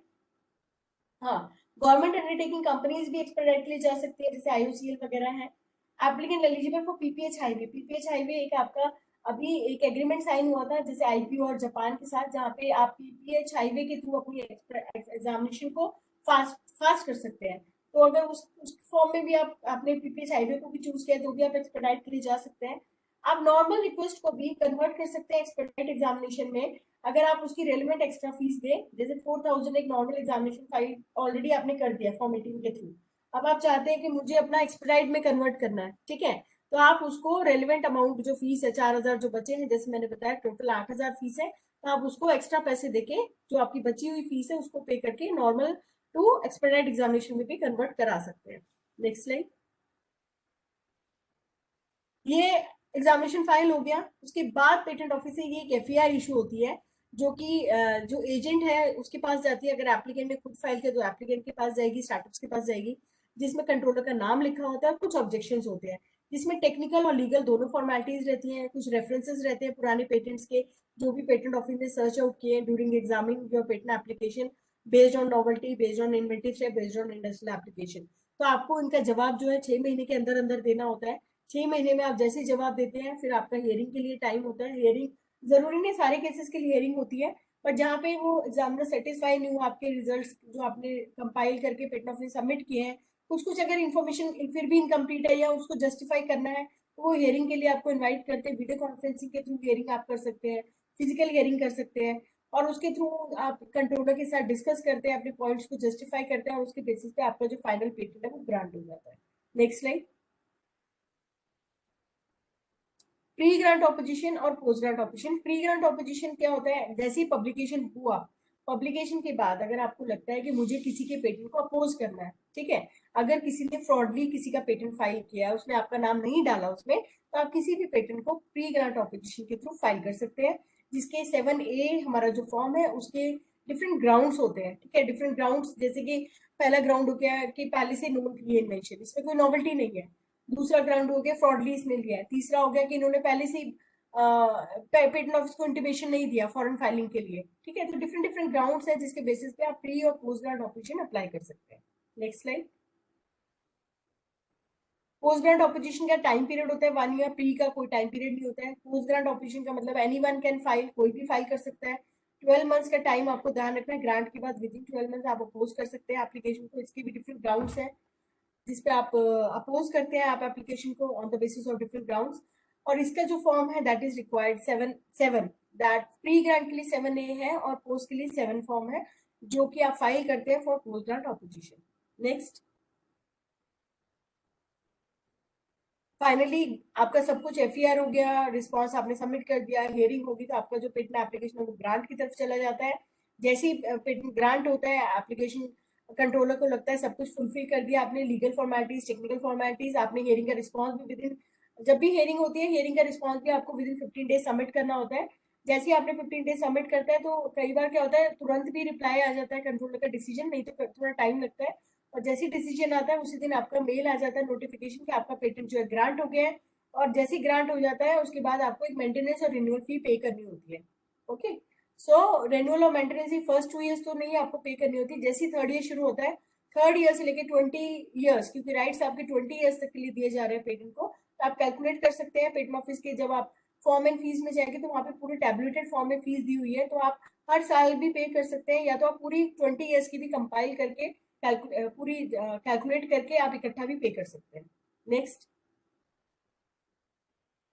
These are the final certificate. ये भी आपका एक स्टार्टअप कंपनी का था पेटेंट, और ये फाइनली आपको सर्टिफिकेट अवार्ड होता है पेटेंट ऑफिस से, जो जिसके ऊपर पेटेंट का नाम लिखा होता है, डेट ऑफ फाइलिंग लिखी होती है, एप्लीकेशन नंबर लिखा होता है। नेक्स्ट। ये फाइनली सर्टिफिकेट जब आपको मिल जाता है तो आपका जो स्टेटस है वो चेंज हो जाता है, जिसके ऊपर पेटेंट ग्रांटेड लिखा होता है। ये हमारी खुद की कंपनी का पेटेंट है, इनोवेटिव इंजीनियरिंग प्राइवेट लिमिटेड, एक स्टार्टअप कंपनी थी जिन्होंने welding machine, automatic welding SPM machine पे पेटेंट फाइल किया था, और ये जो पेटेंट था इन्होंने 2017 में फाइल किया था, और इन्होंने बस थोड़ी गलती ये कर दी, इन्होंने एक्सपेडाइट प्रोसेस के लिए नहीं गए, ये लोग अपनी कुछ प्रोडक्शन में लगे हुए थे, बट इनका जो पेटेंट है अगर ये एक्सपेडाइट प्रोसेस के लिए जाते तो विद इन 1 ईयर, बट ये विद इन 2 ईयर्स इनका पेटेंट जो है ग्रांट हो गया। नेक्स्ट, फास्ट ट्रैक ऑप्शंस है। अगर आप स्टार्टअप्स हैं और मैं आपको एडवाइस करूंगी, अगर आप जल्दी करना चाहते हैं अपने पेटेंट को ग्रांट की तरफ, तो बेटर है पहले आप कंप्लीट स्पेसिफिकेशन फाइल करें, form 1, form 2, form 3, form 28, evidence लगाएं DPIIT का। अर्ली पब्लिकेशन भी आप साथ ही फाइल कर सकते हैं, जिसकी फॉर्म 9 की जो फीस है वो 2500 रुपए है, और एक स्टार्टअप की नॉर्मल इंडिविजुअल की जो फीस है वो 1600 रुपए है। उसके बाद आप जैसे आपका पेटेंट पब्लिश हो जाए, आप एक्सपेडाइट एग्जामिनेशन के लिए फाइल करें फॉर्म 18 में, जिसकी फीस 8000 है। जैसे आप एक्सपेडाइट एग्जामिनेशन फाइल करते हैं, विद इन 6 मंथ आपके पास पेटेंट ऑफिस से FER आ जाता है। FER जैसे ही आता है आप उस पर वर्क कीजिए, उसका रिस्पॉन्स तैयार कीजिए, जितना जल्दी आप उसको सबमिट करेंगे उतना ज्यादा आपकी एप्लीकेशन जो है आपकी ग्रांट की तरफ मूव करेगी। जैसे आप रिस्पॉन्स फाइल करते हैं आपको हियरिंग का टाइम मिलता है, और रिस्पॉन्स फाइल हियरिंग करने के बाद ही विद इन 12 मंथ्स आपका पेटेंट जो है ग्रांट हो सकता है, अगर आप जल्दी से जल्दी उसको स्पीड अप करते हैं। ये हमारा कुछ एक कंपनी है देहरादून की, स्टार्टअप थी, जिनका हमने पेटेंट 2019 में फाइल किया था, और इसका अर्ली पब्लिकेशन हमने 10 अक्टूबर 2019 को फाइल किया। इनका पब्लिश हुआ पेटेंट 18 अक्टूबर को। आप देखो 10 अक्टूबर को हमने फाइल किया अर्ली पब्लिकेशन, और 18 अक्टूबर को इनका पेटेंट जो है पब्लिश भी हो गया। फिर इन्होंने 31 अक्टूबर को एक्सपेडाइट एग्जामिनेशन के लिए फाइल किया। FER हमें 11 नवंबर को FER आ गई, वरना जनरली अभी जो यूनिवर्सिटीज के लिए मैं काम करती हूँ, इंडिविजुअल कॉर्पोरेट्स के लिए काम करती हूँ, उनकी FER हमने हमने रिक्वेस्ट एग्जामिनेशन 2019 की 20 की हमने फाइल करी थी, अभी तक FER हमें ग्रांट हमें मिले नहीं है। तो स्टार्टअप में यही बेनिफिट है कि आपको बहुत जल्दी FER इशू हो जाता है। हमने उसका रिस्पॉन्स 21 जनवरी को फाइल किया, हियरिंग लेटर मिला हमें पेटेंट ऑफिस से 17 फरवरी को, हियरिंग हुई 18 मार्च को हमने अटेंड की, और फाइनली हमें 5 अगस्त 2020 में ये पेटेंट ग्रांट हो गया। आप सोचो, सितंबर 2019 में फाइल हुआ था, एक साल के बीच में, एक साल से पहले ही हमारा ये पेटेंट जो है ग्रांट हो गया। नेक्स्ट,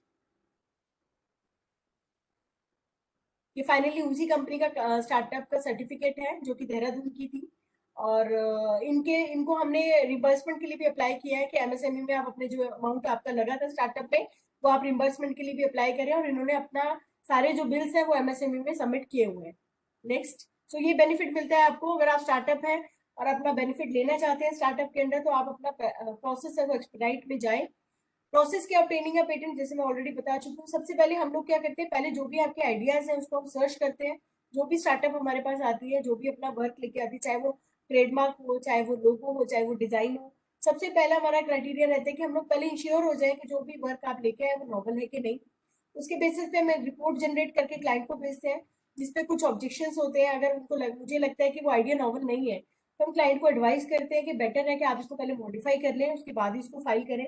क्लाइंट मॉडिफाई करता है अपने वर्क को, फिर हम उसको सजेस्ट करते हैं। अगर उसका सिर्फ आइडियल स्टेज पे है तो हम प्रोविजनल पेटेंट फाइल करते हैं। अगर लगता है कि सब कुछ कंप्लीट है तो वी फाइल है कंप्लीट। कंप्लीट के साथ साथ हम एडवाइस करते हैं अपने क्लाइंट को, आप early publication, early examination, expedite examination file कर लें, जिसके थ्रू आपका जो प्रोसेस है वो जल्दी फास्ट ट्रैक उसमें ऑप्शन में मोड में चला जाएगा, और जो पेटेंट आपको जल्दी ग्रांट हो सकता है। Next,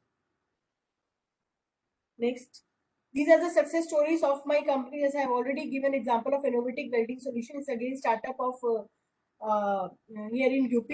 The next startups, these are the other startups which was granted in Jaipur based startup Nutra. This is not my example, which I have taken a case study of the already known startups Nutra Innovation Private Limited on 5 July 2017. They have filed a patent and they have got a patent just only 9 months. And the title of the patent and the invention is related to refillable writing instrument. Next slide.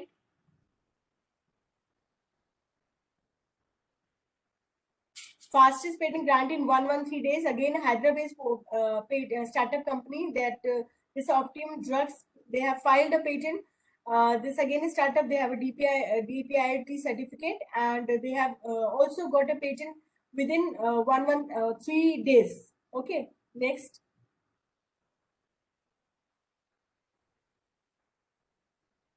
$120 ventures get patents, one patent granted in just 101 day. 101 दिन में आपका patent जो grant हो गया था इन 2019 के अंदर। तमिलनाडु की एक स्टार्टअप थी माइक्रोज गो LLP, ठीक है, जिसको 101 दिन में पेटेंट ग्रांट हुआ, ट्यूबलेट टेक्नोलॉजी से रिलेटेड थी, जो कि that is use for water purification, sanitisation, sterilisation, और इनको डिजाइन भी इनका ग्रांट हुआ था, ठीक है, 6 मंथ के अंदर अंदर। Next,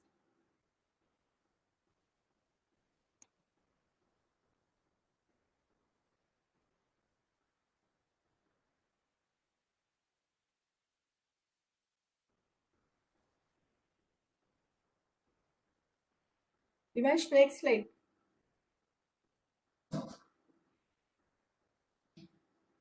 These are the success story of our company. Like जिसमें मैंने आपको बताया कि हमारी जो कंपनी के रिस्पॉन्सेज वगैरह हमने फास्ट 2019 के जो पेटेंट्स भी फाइल हुए थे जो विद इन 1 ईयर हमारे ग्रांट हुए 2020 के अंदर. Next,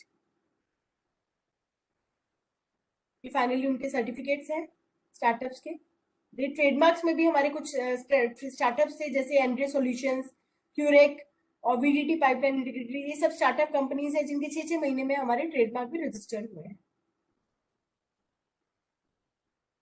thank you. And startup में और एक बेनिफिट है आपको कि आप अगर स्टार्टअप फैसिलिटेटर हैं और आप स्टार्टअप्स के हेल्प करते हैं in filing their trademarks, in filing their patent, तो पेटेंट ऑफिस से आप अपना आपको पेटेंट ऑफिस भी रिम्बर्स करता है आपके अमाउंट को. जैसे फॉर एग्जांपल ट्रेडमार्क के लिए आपको आई थिंक 5000 अमाउंट रिम्बर्स करता है.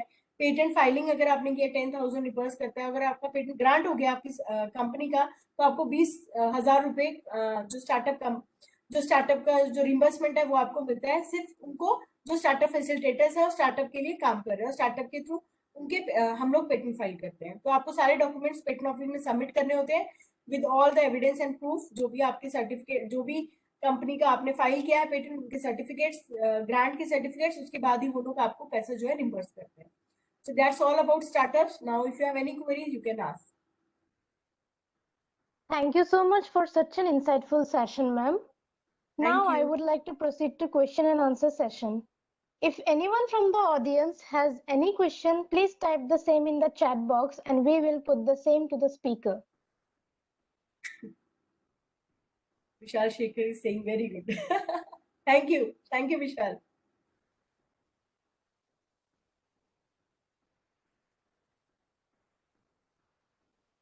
If there are startups in this group and you have anything in your mind that you want to file a trademark, you want to file a patent, so anytime you can contact me. Okay, so my number is 9910627125. Because we as a startup facilitator, I will help you in filing a patent. I will help you in filing a trademarks and designs. Okay, I think Mona Lisa has some question. No. Ma'am, there is a question from a participant. Yes. Is there any funding scheme also for startups that have protected their IP through availing startup schemes? I think MSME के पास कुछ schemes हैं जो startups को help करती है fundings के लिए. ठीक है. और आपका ये कुछ सीड फंड है इनके पास. ठीक है, जो स्टार्टअप्स को ये देते हैं, तो उसके लिए आप एमएसएमई से कांटेक्ट कर सकते हैं. Okay, ma'am. Thank you. Okay.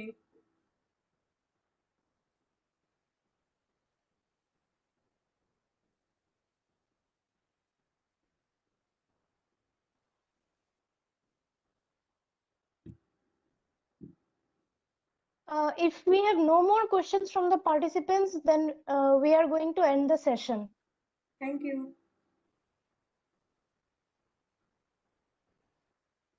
Thank you so much, ma'am, for Okay. the insightful session. It was Thank you. wonderful having you in today's session. Okay, thank you. Thank you everyone for being a part of our sessions of the virtual school on IP. We now conclude this session.